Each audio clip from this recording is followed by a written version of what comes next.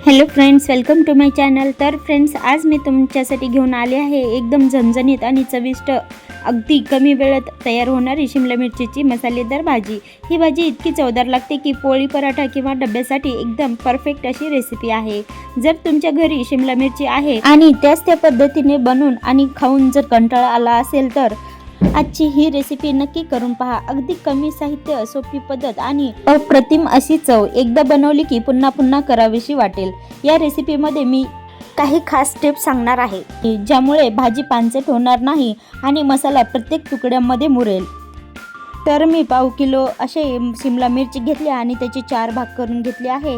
त्यानंतर मी इथे भाजलेलं खोबरं, थोडासा लसूण आणि 1 इंच अद्रक घेतले आहे आणि भाजलेले शेंगदाण्याचे कूट। तर इथे सर्वात अगोदर मी कढई ठेवून घेतली आणि त्यामध्ये आता मी शिमला मिर्च टाकून घेत आहे। आता ही शिमला मिर्च आपण थोडंसं तेल टाकून छान असं परतून घ्यायचं आहे। तर इथे मी मिरचीचा कच्चेपणा जावा म्हणून इथे मी अर्धी पळी तेल टाकून आणि थोडंसं मीठ टाकून शिमला मिर्च तळून घेत आहे। जर तुम्ही रोजच्या जेवणासाठी किंवा लहान मुलांच्या टिफिनसाठी एखादी झटपट आणि पौष्टिक रेसिपी शोधत असाल तर ही भाजी नक्की एकदा करून पहा, नक्की आवडेल। तर अशा प्रकारे मी आता छान असं शिमला मिर्च दोन्ही साईडने आलटून पलटून अशी भाजून घेतली आहे। आता मी ती एका प्लेटमध्ये काढून घेत आहे। तर फ्रेंड्स, स्टीलच्या कढईमध्ये शिमला मिर्च तळून घेतल्यामुळे थोडंसं कढईचा कलर चेंज झालेला आहे।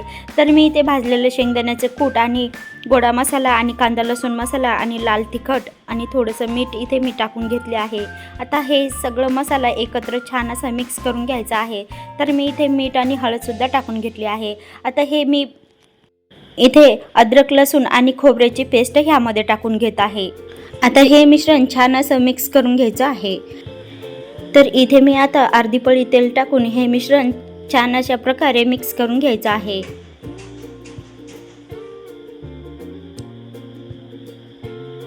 आता अशा प्रकारे मिक्स करून झाल्याच्या नंतर हे सर्व शिमला मिर्च त्यामध्ये हे मिश्रण भरून घ्यायचं आहे। तर आजची ही रेसिपी एकदम कमी मसाल्यात आणि कमी वेळात तयार होते आणि डब्यासाठी आणि ऑफिससाठी ही एक रेसिपी परफेक्ट अशी आहे। तर अशा प्रकारे मी सर्व शिमला मिर्च चांगल्या प्रकारे असे भरून घेत आहे। या रेसिपीमध्ये मी तुम्हाला काही छोट्या पण महत्त्वाच्या टिप्सही सांगणार आहे ज्यामुळे शिमला मिरचीचा रंग सुंदर राहील।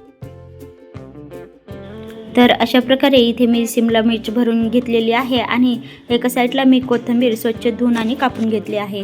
तर इथे मी कढई ठेवून घेतली। तर फ्रेंड्स, कढई थोडंसं शिमला मिर्च तळवल्यामुळे कढईचा कलर बदललेला आहे।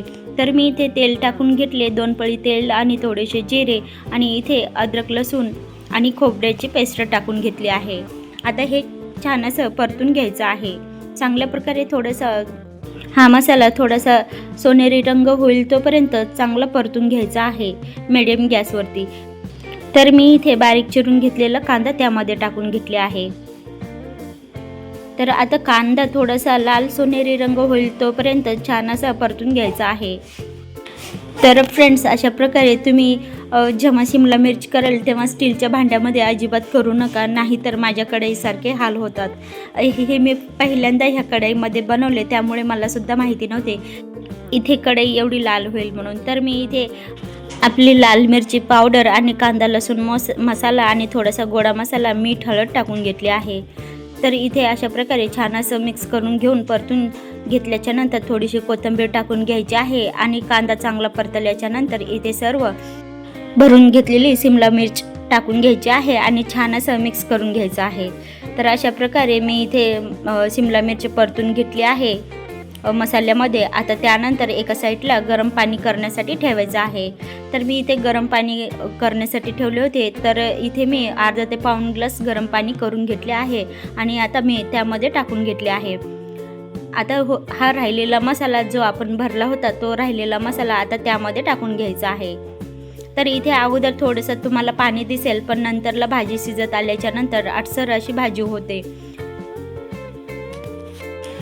तर ही शिमला मिर्च ह्या पाण्यामध्ये छान अशी शिजल्याच्या नंतर हे पाणी अर्ध्याच्या वर आटून जातं आणि त्यानंतर आपली शिमला मिर्च घट्ट अशी आटसर अशी बनते।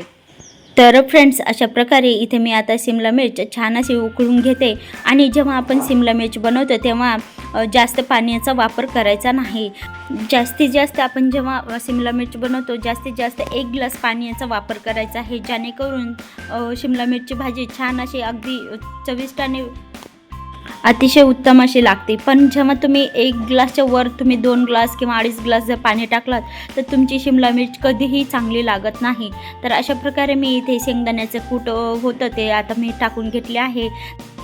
तर फ्रेंड्स, तुम्ही इथे बघितलेच आहे की मी स्टार्टिंगला कुटाचा वापर केला आणि आत्ता किती टाकलं आणि पाणी किती टाकलं, तुम्ही हे बघितलेच असेल. तर अशाच प्रकारे तुम्ही ही शिमला मिरची बनवायची आहे. जर तुम्ही जास्त अतिप्रमाणात पाणी टाकाल आणि कूट कमी टाकाल तर भाजी कधीच चविष्ट आणि स्वादिष्ट अशी लागत नाही. तुम्ही ह्या पद्धतीने एकदा नक्की ट्राय करा, तुमची भाजी कधीच चुकणार नाही आणि अगदी उत्तम अशी लागेल. तर फ्रेंड्स, काही रेसिपीज बनवता वेळेस आपल्याला काही ट्रिक्ससुद्धा आणि टिप्ससुद्धा माहिती पाहिजे असतं, त्यामुळे आपल्या भाज्या चांगल्या अशा बनत असतात. तर इथे मी 5 ते 6 मिनिट शिमला मिरची भाजी शिजून घेतली आहे. त्यानंतर तुम्ही इथे बघू शकता मी पाणी किती टाकलं आणि किती अटसर अशी भाजी झालेली आहे. तर अशा प्रकारे एकदम चविष्ट आणि स्वादिष्ट अशी झटपट होणारी शिमला मिर्च बनवून तयार झालेली आहे. तर फ्रेंड्स, तुम्ही इथे बघू शकता अतिशय सुंदर असा कलर आलेला आहे आणि इथे अटसर अशी भाजी झालेली आहे, म्हणजेच घट्ट अशी भाजी झालेली आहे. तर अशा प्रकारे तुम्ही शिमला मिर्च बनवला तर कधीच तुम्हाला खाण्याचा कंटाळा येणार नाही आणि तुमची भाजी कधीच पांचट अशी होणार नाही. तर अशा प्रकारे तुम्ही एकदा शिमला मिर्च बनवून बघा, नक्की आवडेल. तर फ्रेंड्स, तुम्ही इथे बघू शकता किती सुंदर रंग आणि मस्त सुगंध आणि अगदी परफेक्ट टेक्स्चर आले आहे. ही भाजी तुम्ही पोळी किंवा भाकरीसोबत डब्यासाठीही नक्की बनवून पहा. लहान मुलांनाही ही भाजी खूप आवडेल.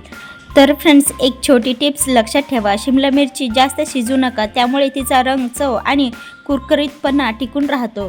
मसाले घातल्यानंतर 4 ते 5 मिनिटे झाकून ठेवून शिजवली की भाजी अगदी परफेक्ट तयार होते. ही रेसिपी तुम्ही नक्की करून पहा आणि कशी झाली ते कमेंटमध्ये नक्की सांगा. तर फ्रेंड्स, अशी होती आजची आपली चमचमीत अशी शिमला मिरची मसाला भाजी.